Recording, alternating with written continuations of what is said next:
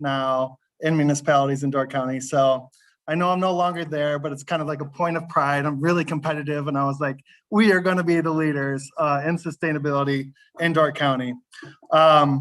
So like I said, you're receiving half the presentation. The DNR program just, again, provides a framework to further sustainability.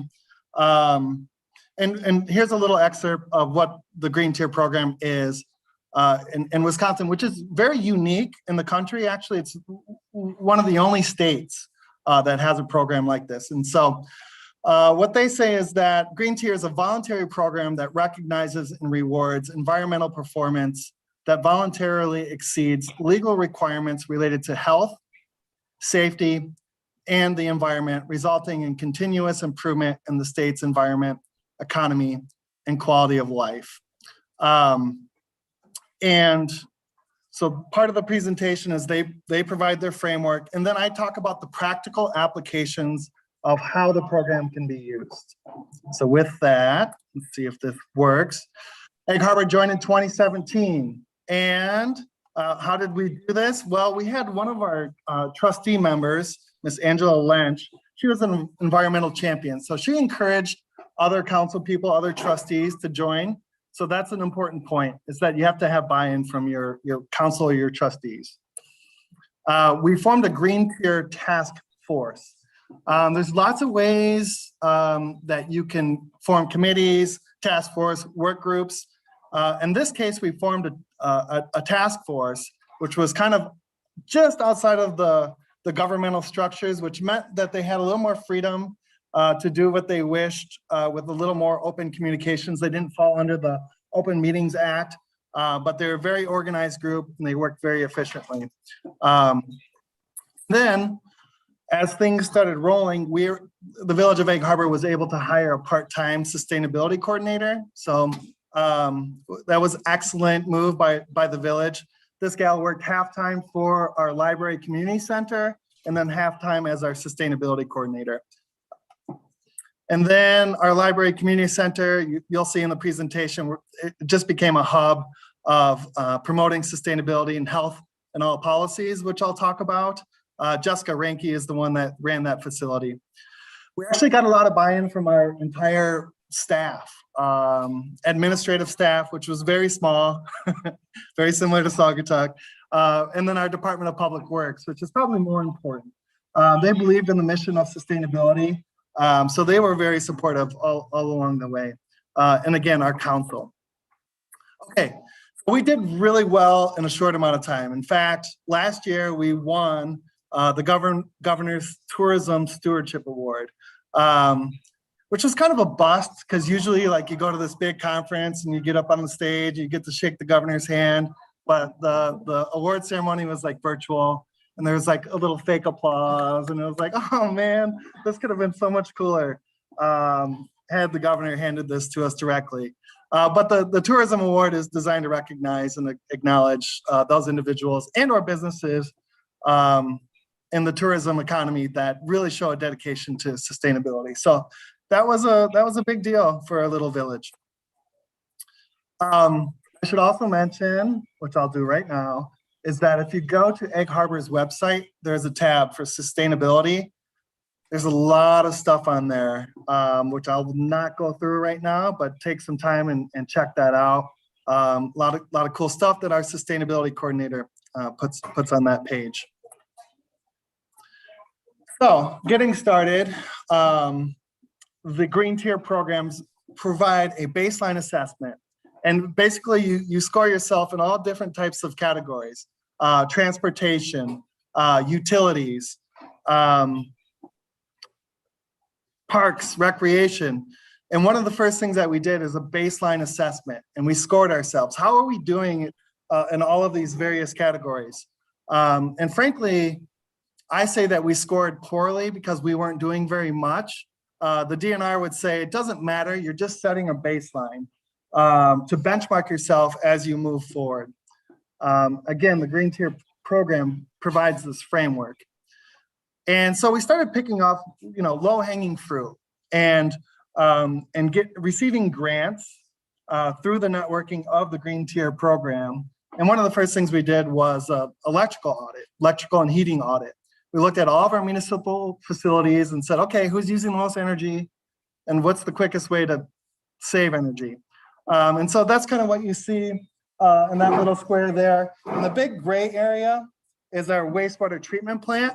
And so we knew that was going to be a target area to find energy efficiencies and improvements, which we ultimately did in the village. And before I left, we were looking at a big solar field for that property to offset electric, and then also geothermal, pulling energy out of the heating and using that as well. And we partnered with the University of Wisconsin Engineering Department to help us study that. Really cool stuff. So that's kind of how we started. Again, low-hanging fruit, energy assessment.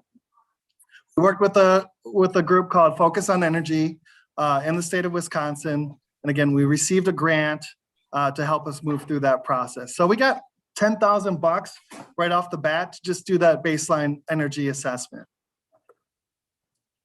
And then we started doing some other cool stuff. When we built our library community center, we were already thinking about future energy savings. And so we actually put conduit out in the field for a solar installation. We also worked with Tesla to work with their destination charging program to get some free car charging stations in our parking lot. And we had those in other areas as well. Solar. This is where we started our focus. And this was an interesting one in Door County because not everyone was a believer. They thought, well, it's too cloudy here. You're not going to be able to produce enough energy. You should just wait a while. You know, the modules are getting cheaper and cheaper. But what we decided to do is look at all of the existing installations in Door County, which there are quite a few. No municipal installations, but a lot of private ones. And so they actually were homeowners associations and other entities very willing to share their economics on their payback with us.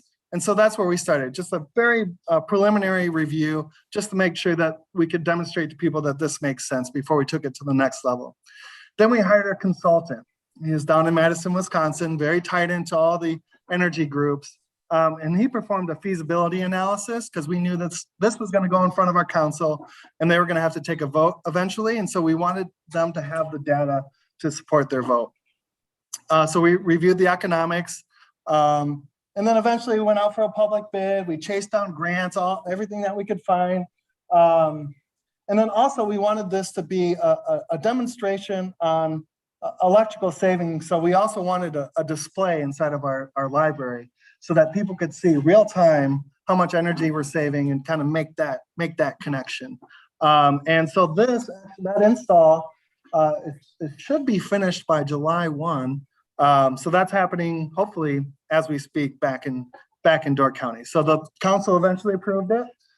You looked at the economics and it made sense to actually take money out of our general fund that were in savings, not doing much. And then you look at the return on investment and you're gonna save way more money actually investing in solar than just letting it sit in the bank because you're not making much. We also joined a program called SoulSmart. And this program was all about reducing or eliminating obstacles for businesses and residents from entering the solar field. Surprise, surprise, not all electrical companies love solar.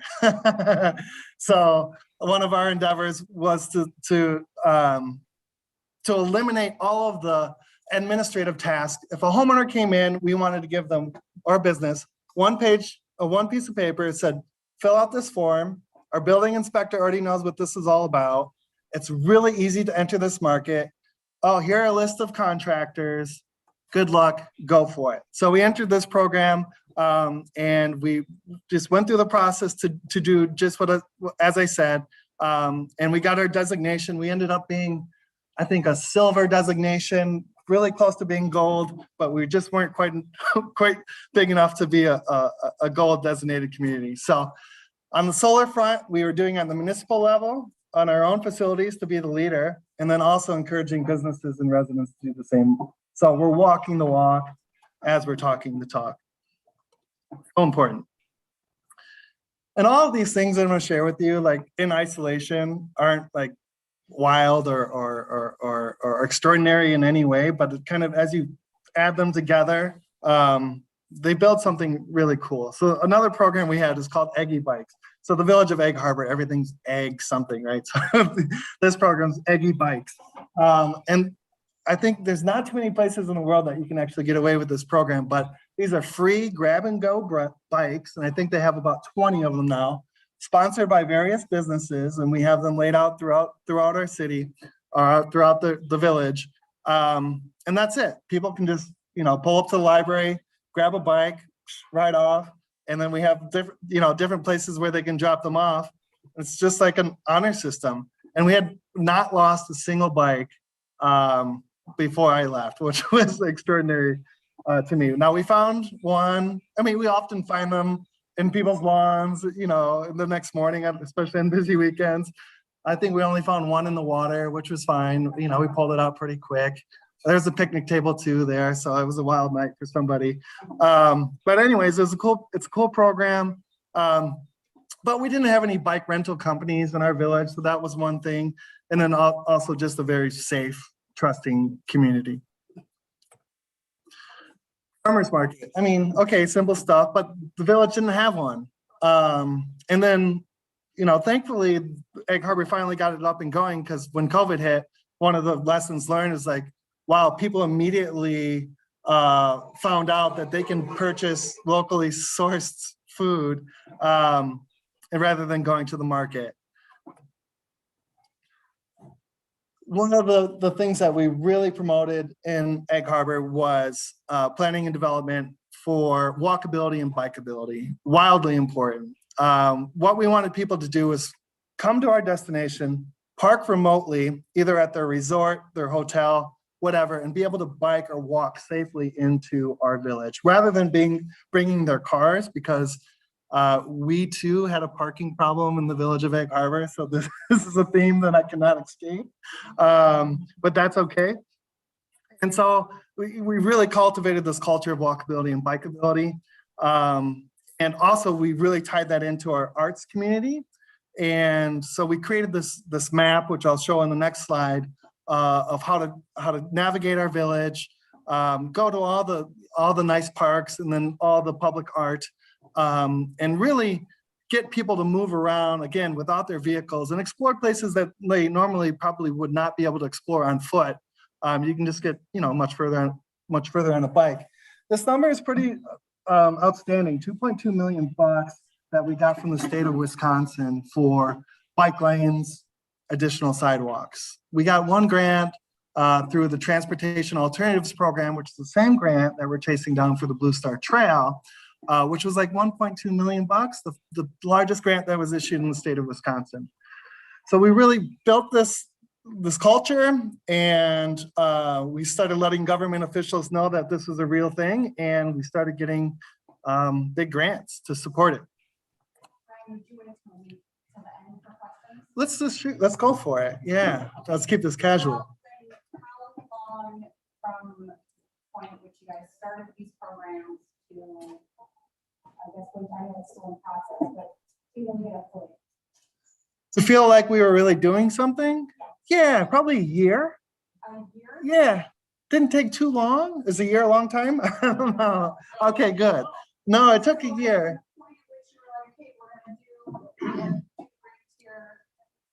We're gonna sign up. We got Winnie, we got like all the people in place. Then we started getting the solar and the library. Like what time span? Okay, so that was more like a 4-year time span from 27. Yeah, but we got that buy-in pretty early on. So that's what, when I say a year, we really got that council support. Where we felt empowered as staff to really just push these programs without having to check in constantly with council. And yeah, I mean, it's an evolving process. But I mean, like the big ones, like the grants, this like $2 million. Yeah, we did that within 3 years. Who spent that money? Like, did you have staff then that would implement it, or it was all the same? No, so that's ongoing, and that's an important point, is that staff definitely, the city has to definitely take the lead on these processes, utilizing the task force, right? So everything funneled through the task force, much like you all do, like you provide a final product and we're like, sure, yeah, do household hazardous waste day. You made this super easy for us. We can get behind this. Very similar process where they were doing a lot of the due diligence, handing over a pretty finalized product. Staff took that, reviewed all of our little bureaucracies and everything that we need to put our hands on, presented it to council, and then from there it was off and running. Sir. The Eggy Bike program that you mentioned. Yeah. Does Egg Harbor have retail outlets that rent bikes? And if so, how was that? What was their response to this program? So that's one of the things I mentioned, is that what makes this so unique is that we did not have a retailer that rented out bikes. Because you are in this area. Right. There might be a lot of pushback. People. No, Douglas. Yeah, sort of. Yeah, I mean, a couple things. Yeah, no retailers that were doing it, and then the other thing is like nobody throwing these bikes in the back of their truck and riding off with them. Yeah, UCLA in California had a scooter program. The little scooters. Yeah. Scooters. Yeah. Yeah, I don't know if they still have one, but the last time I was out there, they had it, and you saw kids, people all over the place. These were used by everyone. Professors, older people as well as the students. But part of the problem was a lot of secondary businesses started up collecting them. Mm-hmm. And so if you were going into a store to get a lunch and you came out, your scooter's gone because somebody came by with a pickup truck, picked it up, thinking, oh, you left it. So I'm going to take it back to the main stall and get my $5 for it. Yeah, and the other issue with the scooters, and a lot of municipalities are creating ordinance to prevent them, is that they get left all over the sidewalk, and so on congested sidewalks. The big problem they had was they wanted the students to use it for the people who use only the sidewalks, not the roads. Yeah. And they were using the roads, and some people started getting knocked off them by cars. So there was a lot of problems with that. But otherwise, I mean, wherever you look, so they were bright red. No, actually, no, they were blue and gold, which is the UCLA color. Sure. And there's also, I mean, so this is free grab and go bikes. Yeah. But there is also the credit card bikes, right? That you can check out, and that's that's a thing. Egg Harbor in comparison to South Dakota? So we haven't got our most recent census. So I think it was 201 at 2010 census. Yeah. Yeah. Our seasonal population it's booming. I mean, it's very similar. Yeah. So I'd say 1/5 the size. Oh. Yeah. And that's numbers wise, because I'm not sure how. So Saugatuck's population, city proper, is just under 1,000. Oh, it is. Mm-hmm. I thought it was big. So Ryan, who all that? A lot of it was, so it varied. Most of it was staff working with engineers. Engineers, like for the big ones, like the $2 million guys. That was an engineer doing the very proper engineering type writing, and then I would add fluff. I would talk about culture and like why this was important, and they would do the very technical writing. So it was a collaboration. Mm-hmm. Oh yeah. Correct. Yep. Yeah. Yeah. And I should mention now, why not? We do have an intern who's going to start Monday. Master student. Sustainability is in her wheelhouse. And so, she can be researching grants and finding ways to get money. Oh, and township as well. Okay. Oh, and Douglas. Okay. Cool. Well, that person hasn't been hired yet, but it's a position now. Maybe you can see if it's Steve. Okay, you didn't. I'll be on a hiring committee. I'd be happy. Maybe the two could work in.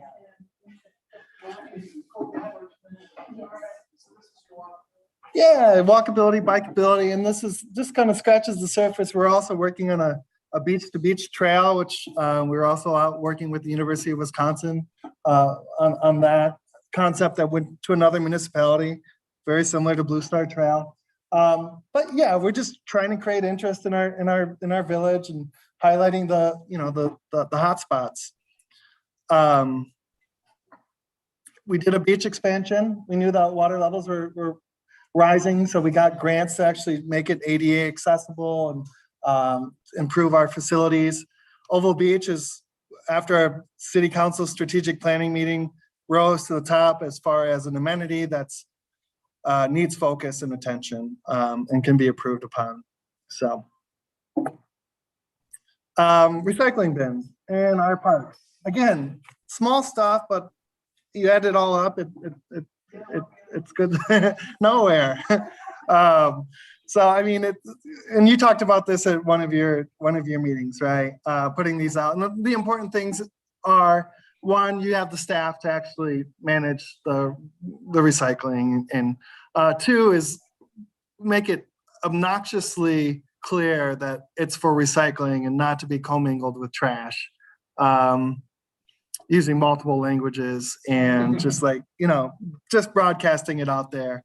So we put out a number of the recycling bins throughout the village, and it's working fine. And then develop and promote programs, and you guys I don't even need to talk to this. TerraCycle, I don't know if y'all have been talking about TerraCycle or not, but that's kind of next level stuff. It's like recycling stuff that's not normally recyclable. Okay, yeah, it's good stuff, but it is pricey and kind of like niche recycling. So we did set up a drop-off center for batteries and TerraCycle. So again, you guys are already doing this, so I don't need to talk about it. So I looked into American Beautiful that we were in the county. That's who they get grant funding through to in order for the downtown recycling, and they kind of use it for the day, right? But then the issue that she brought up, and it's not that we have to buy is this something that's already discussed internally, or is this still kind of like? So apparently they used to have it at Oval Beach, recycling, trash recycling, however you say that, recycling bins at the park. So when I talk to my staff now about this, Scott Herbert, he's like, move, I don't know. We're very short-staffed. And so I don't want to put the squeeze on Scott right now. I mean, really, literally, we're having to, we're in discussions with vendors, outside vendors that can help us pick up trash right now. So I don't know that we're at a point where we can add effectively and efficiently doing a recycling program in our parks. So last year with the pandemic, the amount of trash generated, I know we're talking Douglas, but downtown South and at the beach, because so many folks are getting down meals to go. The amount of trash. So when I was talking to DPW folks, so they're at the beach building in the morning emptying trash. And so, and one of the big issues that came up in our strategic planning session a couple of weeks ago was also getting Scott, another person. So that he has some more help, just because of the trash. So, it might make more sense to actually.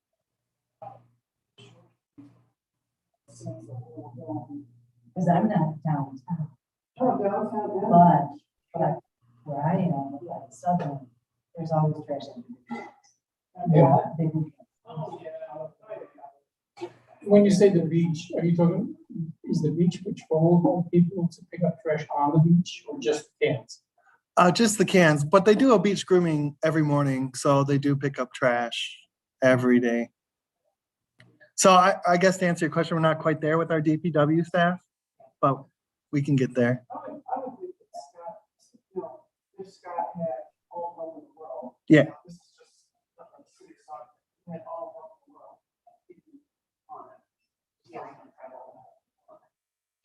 Yeah, try not to stress him out. he, absolutely.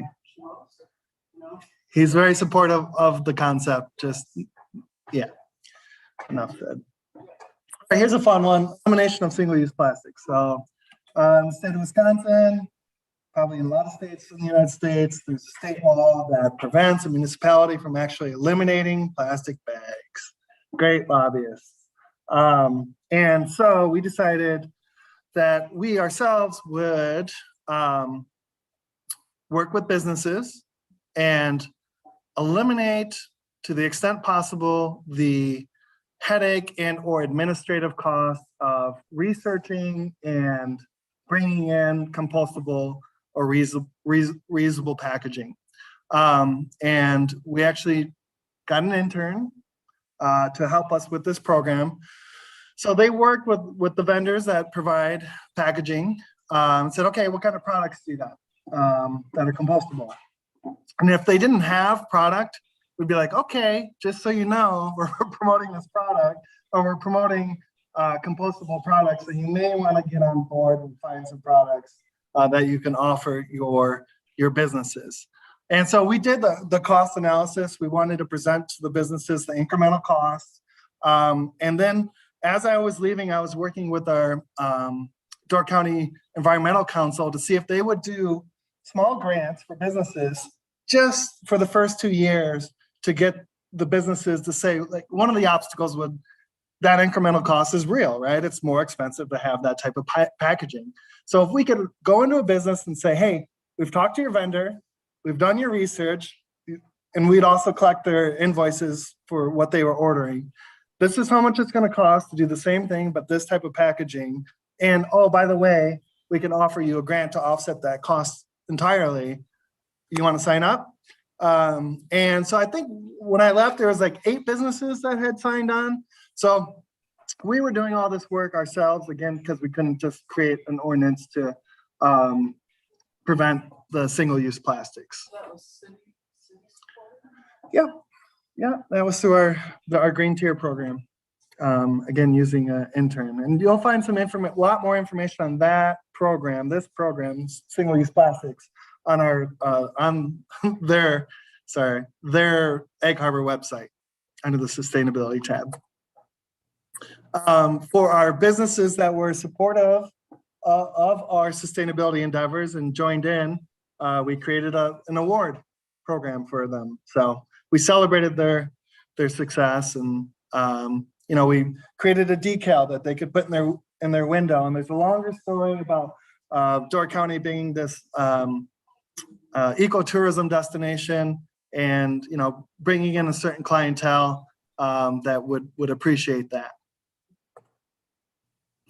Invasive species. I'm not going to take too much time talking about this, but it's a big deal. And so the basic takeaways with our invasive species program was it's a private-public partnership. It doesn't make a lot of sense to just do it on the public grounds and not the private grounds. So it was identifying the most problematic invasive species, educating people on how to treat them, providing support and resources, mapping them out, and then evaluating how we were doing year over year.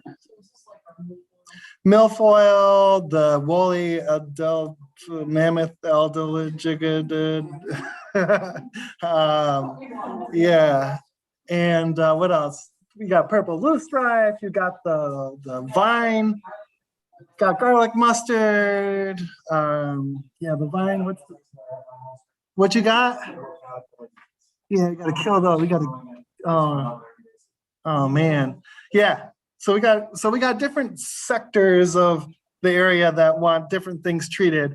But I'm trying to ask everyone to kind of pump the brakes a little bit, and let's do this holistically, and then identify our most problematic invasives, find our resources, get grant money, and then attack this rather than just spreading ourselves and trying to put out fires.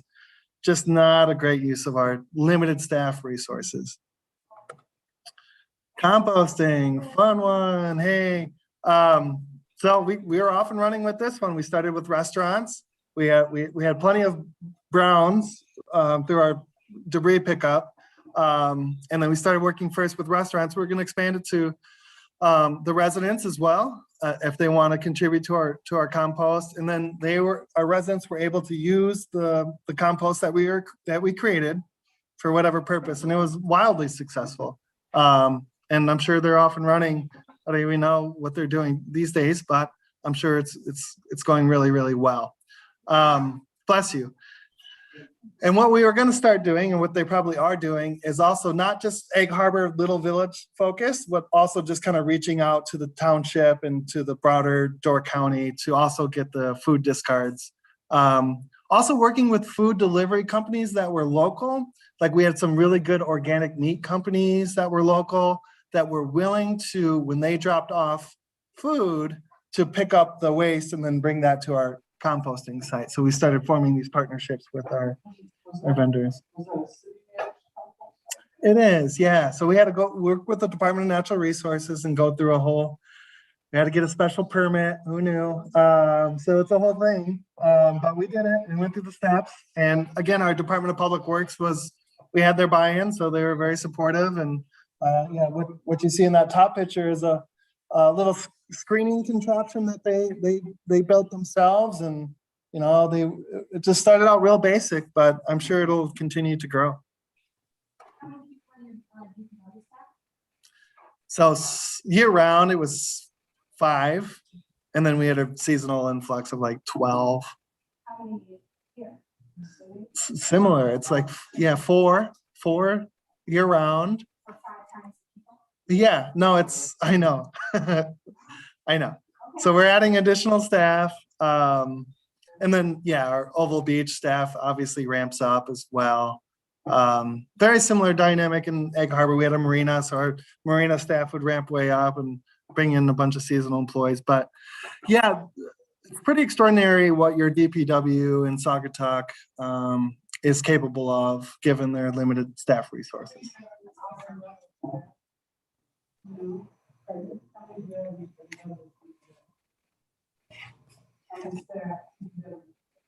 Hopefully we have part-time seasonal right now, so I thought it was going to be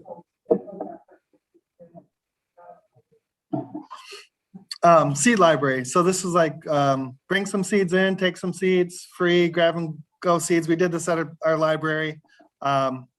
Very successful.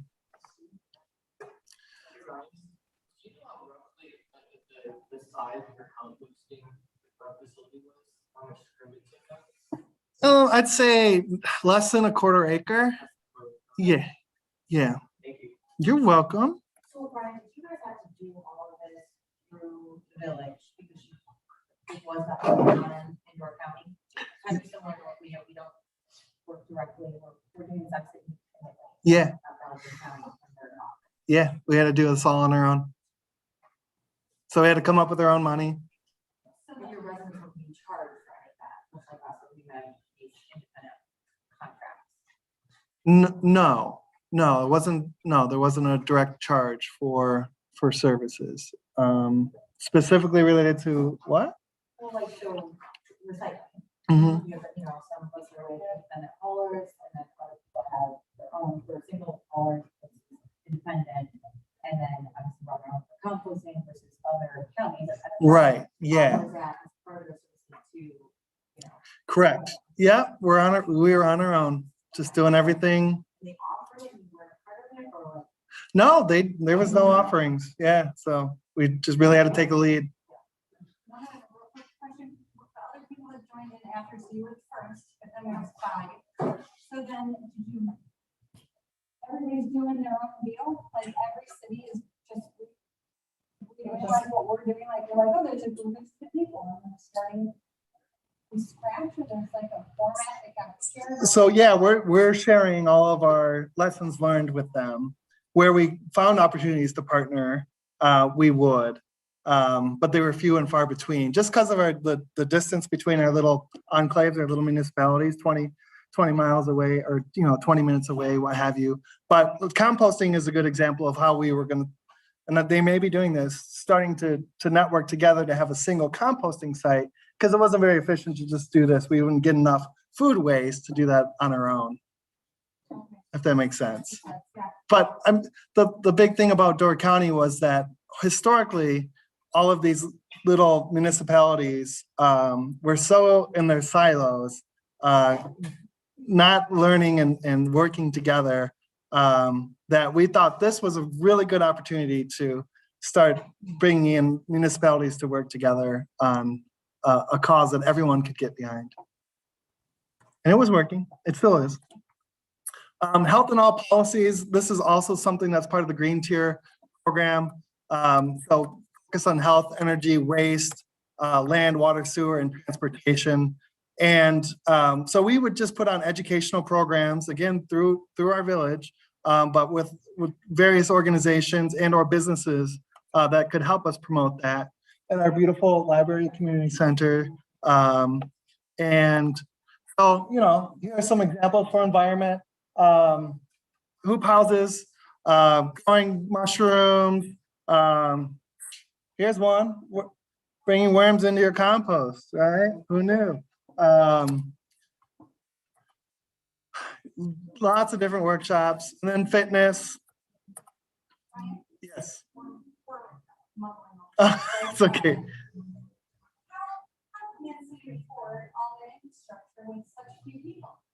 Great question. Thank you for asking. So this facility, as an example, this one was super expensive, about 7 million all in, lots of fancy stuff in there. The village itself put 1.5, less than 1.5 million in. The rest was through donations. So it's a population there, is it mostly seasonal, or is it just like, is it exactly like here, like you got people from Chicago, you got people from, It's just like here. it's just like. Yeah. The funding came from, a welcome center, I mean, that's what looks at. Yeah. Okay. Yeah. And Yes. it's pretty high tax rate there, or what? One of the lowest in the state, but so our economy was simply residential based. We don't have any industry, but we have homes on the bay and the waterfront that were $5, $6, $7, $8 million. So, and then a few resorts, but most of our tax base was just based on residential properties, but it's affluent. Yeah. So, but there's. I just wondered, because you showed that picture and all of a sudden, and I'm like, wow, good job. I mean, so that it's amazing. This family, that the Crest family, which is a family out of Green Bay, you know, they put probably $4 million into this facility, but we started building trust and like cultivating this community, and really took like the professionalism that maybe was not there previously, and people really started believing in the village, and the money followed. And there was a very transparent and public process. For example, even though we got a lot of donor money, we had like 37 meetings, design meetings, ad hoc design meetings for the construction of this facility. So just, I guess that's a lesson learned too, and I'm kind of getting off topic here, is just because you have a lot of big private money doesn't eliminate the need for a very public, transparent process to create whatever you're creating. And the bandstand actually in Saugatuck comes to mind. What a shame, right? And or the Blue Star Trail, I guess there was money offered there as well. So people will believe. On that note, what are the politics maybe like in comparison? They're More conservative, less conservative? More conservative, but very similar in that you know there's a changing dynamic, and there's a little disconnect between the residential community and the business community, even though they're so intertwined in ways that they probably don't want to fully acknowledge. Whereas in the business community provides us amazing quality of life for everyone, and you probably, you know, folks wouldn't be here if it wasn't for that. And a very mixed age group too. Older demographic. Anyways, tons of fitness programs. Again, we use the library community center for that. and then just building up our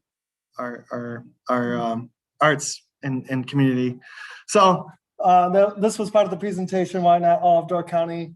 And then just kind of use the village of Egg Harbor as a resource. And then also this like amazing opportunity which exists here in Saugatuck is as people visit, you know, they're picking up on the really cool stuff that's happening that's, you know, sustainability facing, and they can take that back to their city or yeah, to their hometown. So that's what I say when plant 2 to 3 million seeds, is that's how many tourists we had coming through Door County. So it's not just, wasn't just about the village of Egg Harbor, it wasn't just about Door County, wasn't just about the state of Wisconsin. We were trying to think a little more broadly. So that's it. That's what we're up to. So I can see the recycling committee getting into, and you already are, a lot of this stuff and a lot more. I have 1,000 questions. I have 1,000 questions. So, let's see if I can. So one of the, you know, you've been here long enough to see the things that up to. And I think what I feel like we're reaching now, so one of these questions kind of went that way, is how in the world, with a group of volunteers, do we continue and move and thrive? I don't know. I don't know how we can continue to do this. So I think what needs to happen based on my 5 months here, which now I know everything, just kidding, is the city needs to catch up to your brain trust.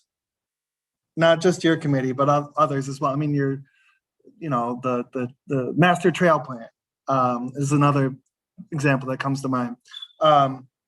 And really needs to step forward as the leader, and then create the structure to allow these committees to flourish, but in a very channeled and focused way.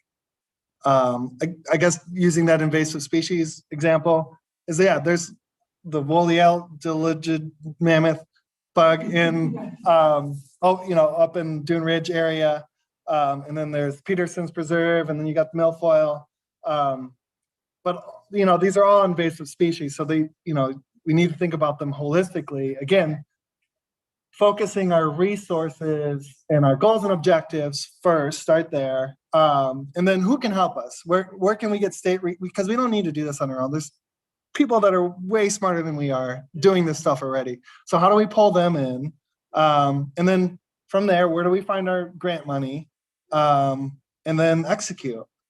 So I guess it starts with the city taking a leadership role, and then finding the structure that they can create for these committees that they can focus their energy in that align with the council's goals and objectives.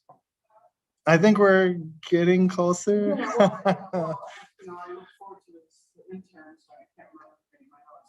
Piece of paper somewhere. Kate. I look forward to her starting.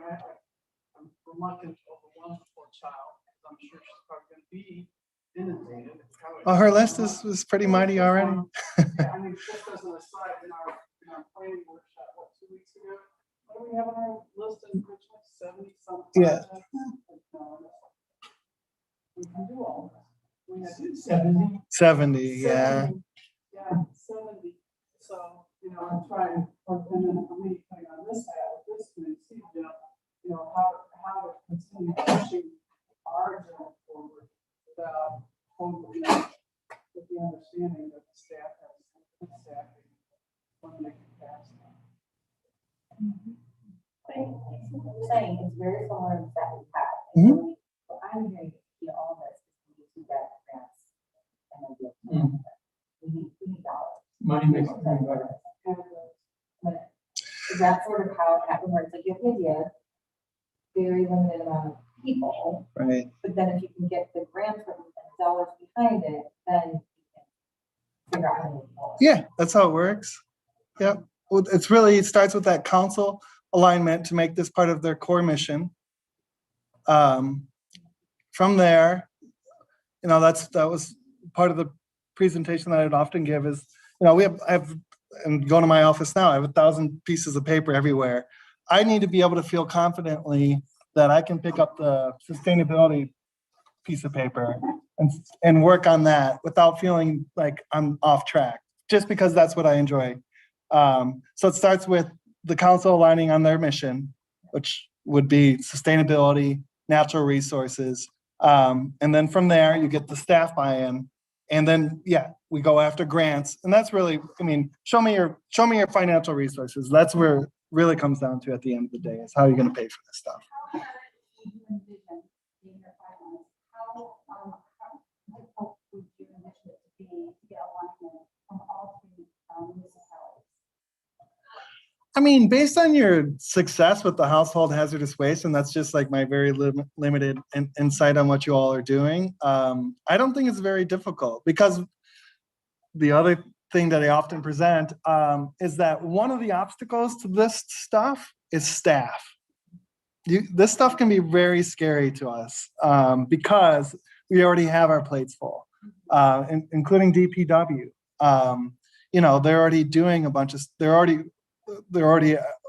at capacity. So I don't know where I was going with that, but that's important, is that staff needs to feel like they can work on the stuff and that they have the capacity to do so. I'm saying perspective. If you knew that Douglas and the township, everybody was in agreement, this is the focus, then do you feel like your staff almost tripled because you know that everybody's working on the same type of thing? Or you feel like it's No, I think there's lots of opportunities there. If we know that our colleagues are also working on the same thing and we're not doing this alone, that's tremendously helpful. You use some of these grant dollars to actually hire headcount, correct? And that is like, how it works. Oh, sorry, I didn't hear that. You submit it for grants, Mhm. and it's part of how that grant money is used, is that you hire headcount. Yeah, right. We can bring on additional part-time staff to assist. Right now, we have possible as a project, but it's like, if we can get grants and, you know, approve. Yeah. For For- people. For sure. Yes, 100%. And even if they're outside consultants, you know, because these consultants, they know they know where the federal dollars are at. And so it's easy for them. You know, that's the Focus on Energy group. You know, they're like, this is what we do, and they get paid, so everyone wins. I mean, So along those lines, then, let me just think out loud. So our equivalent in Michigan right now seems to be this next cycle. Okay. Out of fuel. And again, it sounds like they have individuals available for consultants to be in a consultant role. So let's say that we wanted to, as a committee, suggest that our next move would be to hire a consultant. What would be the reasonable amount for this committee to request in dollars to help pay a consultant? How's that? I mean, I'm not gonna yeah. go into this, but I'm trying to think, you know, what comes first? Chicken or egg?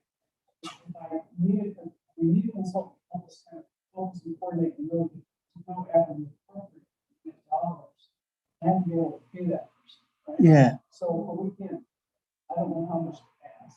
Yeah. Does that make sense? It does, but I guess, you know, that it's a difficult question to answer because, you know, I don't know what the goals and objectives. I don't know how broad the program is, right? Our initial goal was would be to apply for and acquire one grant opportunities that are available through the state. Yeah, That would be an initial. sure.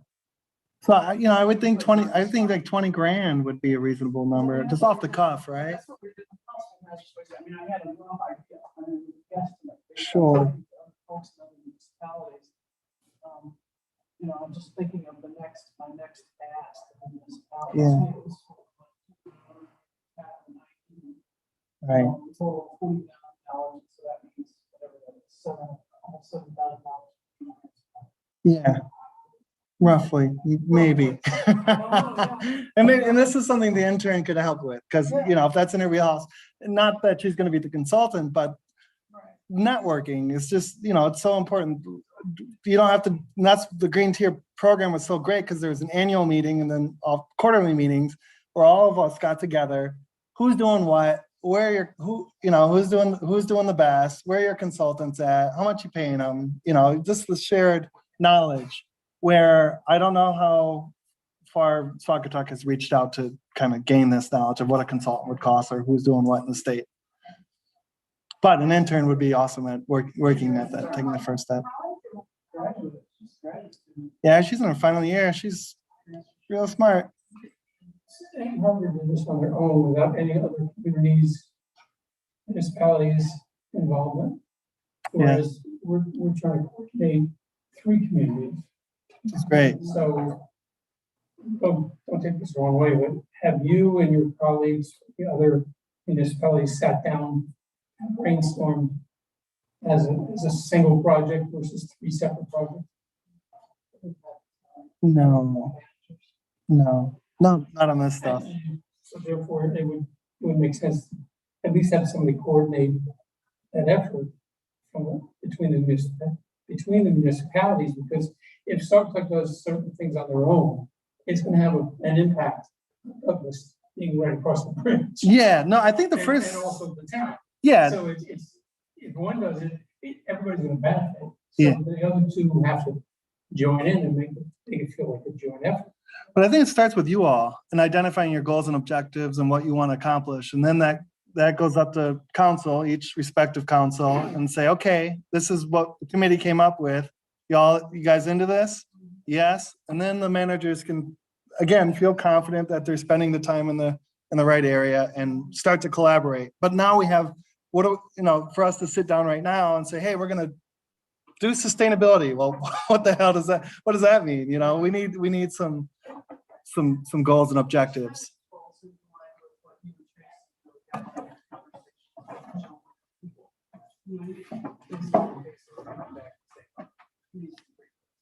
Yeah. Which makes sense.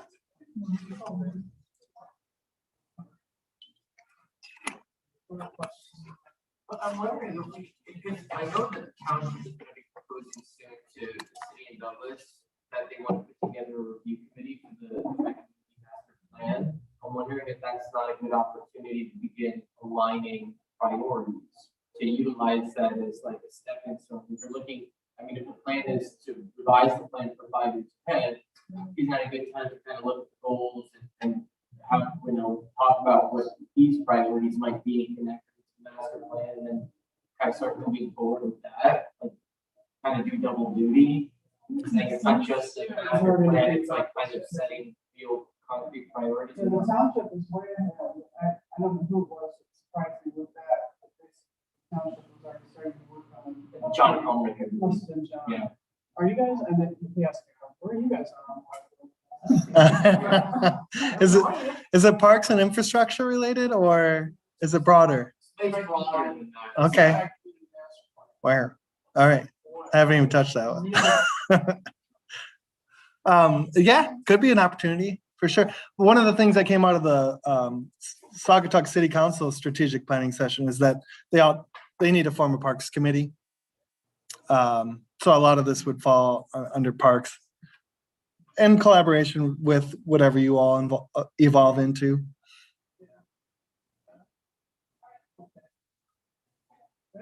It's 3 bells. Okay, well, but do you have the Zoom running on this guy? So, so I can hang out. Yes. Thank you also for sending my mother Maggie. Yes. Yeah. He's like, You did that. I did. No, I know. I signed it. somebody in the office must have done it, so, very No. good. Hi, Patrick. So, have you been able to hear us okay? Nod, yes? Yes, there Good. was some difficulty, but yes. Yeah, all right. Well, we're figuring it out. Okay, Well, so, yeah.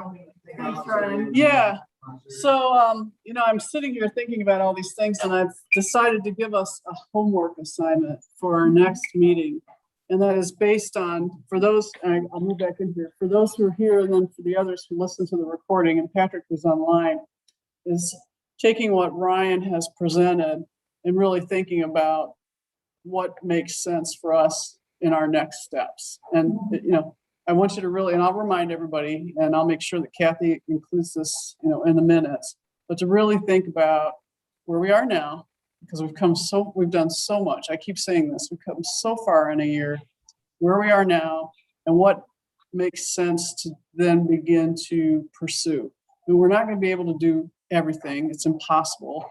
But kind of along the lines of what Ryan is saying, it's probably a really good time for us to really hammer down and think about what are our goals and objectives, measurable, that we can then utilize and be better prepared to pursue the grants that are out there. Because Rana and Tracy Shafroth actually spent maybe 2 weeks trying very, very hard to put together a grant request for one of the many grants that's out there through Eagle, through that next cycle that you've heard me talk about. And in the end, basically, we aren't far enough along. We're just not. And so with that, that's going to be, I want you to really think about how we begin to move towards some kind of a sustainability program. Cycling, composting. Yeah. Our narrow scope, yeah, moving from a narrow scope to a more broader scope. How's that? Because there's some neat things that they've done that really wouldn't be that difficult at all for us to do. It's just a matter of coordinating. And some is already starting. The milfoil is a prime example of an invasive species program that's already started in conjunction. That's the city of Saugatuck and the city of Douglas working together on that. Oh, I wonder how we could expand on that. There might be some ideas and thoughts around that. So I want you to really kind of think about it. And as we've done in the past, we kind of generated our goals for this last year. Just put it all down. No idea is a bad idea. No concept is a bad concept. And let's just get it out there and really start to think about how we transition into a broader scope. Does that make sense? So along those lines, a couple of things. So on the back of your agenda, I actually have a copy, and Ryan, you probably don't have this. A copy of the goals and objectives that we came up with. I think what was it, December and January? And I know I've referred to these a couple times, but everything that is in yellow has now been done and has happened, which is really kind of pretty phenomenal. And a lot of this is also in the works. For example, Condo Association Recycling. East Shore Harbor is on a full recycling program now. Northern Lights is getting ready to go to a full recycling program. So it's starting to happen.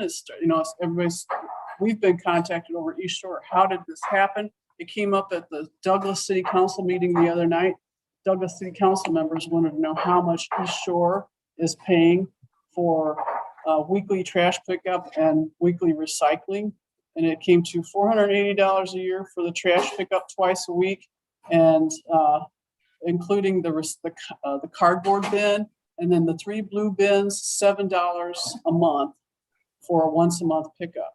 This is for our complex. So 500, and can't even remember what the math was, but it's pretty reasonable for 46 units. So this is starting to happen. The one bit of news that I wanted to share with you that I think you'll love, and I'm going to see if maybe she can join us next month. Do you remember when we started talking about the household hazardous waste day? I shared with you that Tracy Purenhage with the battery buckets. Do you remember? Tracy is now working for Eagle. She just started as a specialist with Eagle and Next Cycle. And so we've been kibitzing back and forth. And she says, yeah, people are talking about what y'all are doing there because you've really done some really cool things for the committee. And I said to her, we really feel like we're at a point where we need some help. And we need that help in the form of financial help, but we're having a really difficult time getting there. And I think she will be willing to sit down with us because she's like, tell me what's going on, tell me everything, tell me how many people, blah, blah, blah. So I think she'd be really willing to sit down with us next month and maybe help us strategize and how we begin to pursue. I think they have 3 different grant opportunities. And then there's now a 4th with the car rechargeable stations. That just came out yesterday from Eagle, and in conjunction with Consumer and the state of Michigan.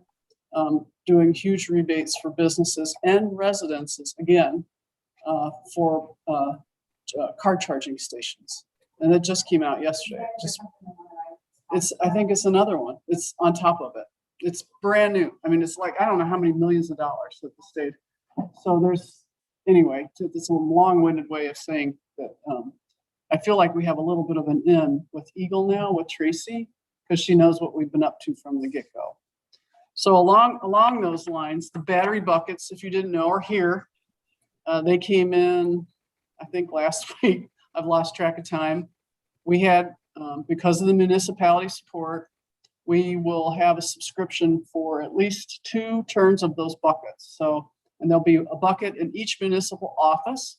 Daniel wrote the article. It appeared online in the electronic version of the commercial record today, and it'll be out in the paper version tomorrow. So those buckets you guys can take to the township hall and Rana to Douglas. Great. And it's already in the city. What we'll do, as soon as those fill up, the municipality knows to return it back to us, and we'll get it shipped back. And then we have the opportunity. So let's say, for example, the city of Saugatuck, it takes us 6 months to fill up our bucket. I can go pick up that bucket, put the lid on, put the tag on, it ships back, and they send us a new one. And we have funding enough to do that, two buckets for each municipality, which is it's a good start. So Rana and Daniel already want to collect the buckets and see and count the batteries and see what kind of batteries that we collect. So the data geeks, maybe one meeting we'll all sit here and we'll just have batteries all over the floor. I think that would be fun. So that would be fun. It's a 55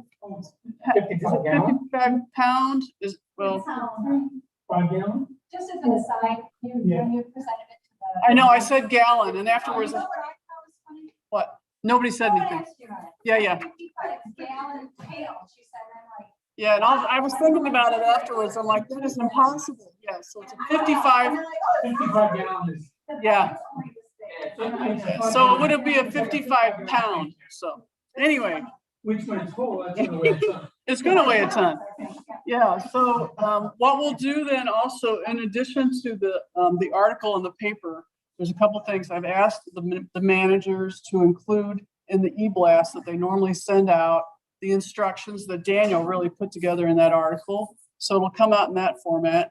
We'll post it on the Facebook webpage, and then all the emails that I still have from everybody who signed up and or participated in the Household Hazardous Waste Day, I'm going to blast it to them, because more than likely they're going to be the folks that will want it, that will use it. So I think we'll pretty well get the word out as far as battery buckets. I'll give you my email list from the conference. Perfect. That would be great. So, all right. So good things. I mean, you know, and I felt really good. It's like, okay, May we had Household Hazardous Waste. June the buckets come out. So it's kind of a good process that we're in. So what I've also done this week is kind of the week for me to kind of go back to the municipalities and just talk to them about the battery buckets. I met with Douglas on their meeting Monday evening. I don't know if I don't think I'm on the agenda today for the city council, but the township tonight I am, and I'll talk to them about their battery buckets. So if you want to join me, and I'll make sure not to call it a 55 gallon bucket. It's going to take up your entire entryway into your office. You won't be able to move. So, all right. What do you think? Yes. Yeah, great. Go, open. Okay, so as far as composting, our group is gonna be doing this next Wednesday, June 16th, 9:30. Okay. So you kind of have the whole group, anybody else wants to join, but it's Jim, Lori, Alicia. Perfect. Okay. So we're gonna set goals for second half. Nice. Okay. The rental agencies, we've made some movement there, which is great, so we're on that. So, Perfect. I reached out to, coming up, so it's Bellavita, Mill Pond, Shoreline, Clean Cottages, Michigan Journals, and the process, which are big ones that are promoting. So 3 of them, Mill Pond, Shoreline, and Bellavita are already moving on that. Great. We put Perfect. together 3 pieces of content for that. So essentially put together a nice letter that has our branding on it, and then they keep up there from it, asking all the owners to reach out and get the blue bins if they haven't already done so, or reasons to, be more sustainable market with their that's what they're going through. Then you basically repurpose the mailer that Ronna put out Yeah. for that, so they can put that in the books that everybody comes to conference and house. And then it also kind of regrouped that and did, something that they can put on the digital content, and everybody's checking it digitally now, so they can send that out via text or whatever, so then they know how to be helpful here. Whatever, you know, Okay. reasonable are. Great. So, and then the interesting thing was the shoreline, they were having problems with, all of their guests taking their garbage cans out. Like, I actually hired somebody to do it, so I've been in contact with this girl, and I said, so how many people do you think actually have been blue ins? Yeah. So she had her by count. Oh, wow. And she said that they actually have 70% that not have blue ins. Nice. So I'm working with person more. Great. So, yeah. So in both Saugatuck and Douglas. Oh, no. Oh, wow. That's great. So we have to expand a little bit because Yeah. they have friends Yeah. and students. Right. So, so I had something kind of good. That is good. Feedback on it. Yeah. So we'll continue to follow up with them. The cost has been sticking because they're national companies. Sure, So I yeah. sent it to their national, and I also stopped by nobody's in. We're shooting to come in. There's a local number I called it. Oh, So okay. anybody, if you know any, you know, the owners of Queen Cottages or Michigan Vacation Rentals, everybody has. Everybody has an in Do you there. know who might know is Gregory, Gregory Muncie? Yeah. Might know the Queen Cottages folks. Okay. Through Sadaba. Yeah, or the convention bureau. So, Oh, Lisa, Mice with the convention, CVB. Good idea. Nice. Yeah, very good. So we'll just keep on that, and then Ron, I'm also working on a shoe drive. Do you know about this? Ronna had mentioned it, but go on ahead and share it with the crew. Okay, so there's an organization called Souls for Souls. So it's an independent charity, with 4-star rating. I actually use my garage, so I've been looking for a way to Mhm. get rid of not landfill. Mhm. So essentially what this is allowing us to do is keep shoes out of the landfill, and then they repurpose them, they send them to developing countries where they are then micro enterprise, so mostly for women who are Yeah. looking for ways to make money for their family. And then there's those people that really don't have the means for shoes, and so they are then. so these are shoes that are, you can't bring to a thrift shop and resell. Yes, Right. yes, these are new or done one shoes. Mhm. So I ordered a bunch of boxes. Okay. My truck is gonna get sponsored it. Oh, nice. Essentially, there's no cost to it. It's just Sure. so Landstruck's gonna sponsor it, the fire department will have a drop, the library. Nice. So we'll just, that'll start June 24th, we're gonna do an article about it in the, Perfect. so we can always tie to that. Nice. You know, our purpose in it, because of landfill. Nice. So we're just looking for another resource for people to be able to do this. Yeah. So we'll run that through August 31st. Perfect. And they know, we have to ship it off. Nice. Good for you. We'll do metrics on that too. Nice. Yeah. Data. Perfect. Yeah. All right. Souls for show. Souls for soul. Whoa. Say that fast 3 times. Soul. Woo. When's gonna be Or the seashore. No. In the next commercial record, Ronna? Sorry. In the next commercial record? Okay, cool. Yeah. All right. Okay. All right. Yeah, go ahead, Demetria. One of the rentals, maybe it's a private rental, but they have their recycling trash out on the curb, so, you know, since I was I just took a peek. Yeah. Kind of what they have in there, and it's full of plastic bags that you take from the groceries Sure. with their, maybe their cans and packing material. Yeah. So I know it's one of those, and they're very highly interesting. Yeah. And so it might be, As far- an So they exercise. pre-stored it, and put it in plastic bags, not recyclable, and then recyclable. Yeah, so we've had so on that note, our condo complex, again, we've had to do a huge educational process about our blue bins, I do the same thing. I'll go take our recycling and because they say you want your items loose, you don't want them in a bag. So I'll go and sure enough, there are items in bags. So I empty the bag, I put the trash can, put the trash bag in the other trash bin. But it's been, and then we normally through the communications committee, which is really good now, every couple of weeks of getting a note out, just a reminder. Do not dispose of your recycles in a plastic bag. So, yes, Well, you don't have to sort. no, You don't have to pre-sort. You just. we don't have to pre-sort. Yeah, that's right. Yeah, Linda. Just so you know, there's a place in Highland on 141st Fell in Love Farm. FELLINLOVE. Okay. Was that just on paper somewhere? Yeah, I think it's family owned, it's accessible for children with wheelchairs and stuff to pet the animals, it's a really cool place, but anyway, they accept returnable cans. and Oh, yeah. bottles. If Yeah. You just put them on their basketball court, Mhm. they'll take care of it, because that's a way they can Yep. raise money. Do you know who else is doing that even closer? Just down here on Blue Star, the dog boarding and grooming down on Blue Star. We end up taking, because we have our cans back here, and I just took a bag down for them. Does anybody know that Dogs Gone Wild? Dogs Gone Wild. Yeah. So we've been taking, it's still there. Yep. I thought they sold it and then They somebody sold else. it to another dog person. Yep, they're taking cans regularly from us, so.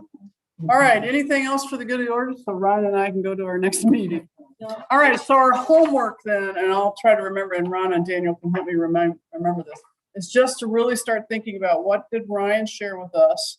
And so where we are now, and how do we start moving towards a little bit of a broader scope?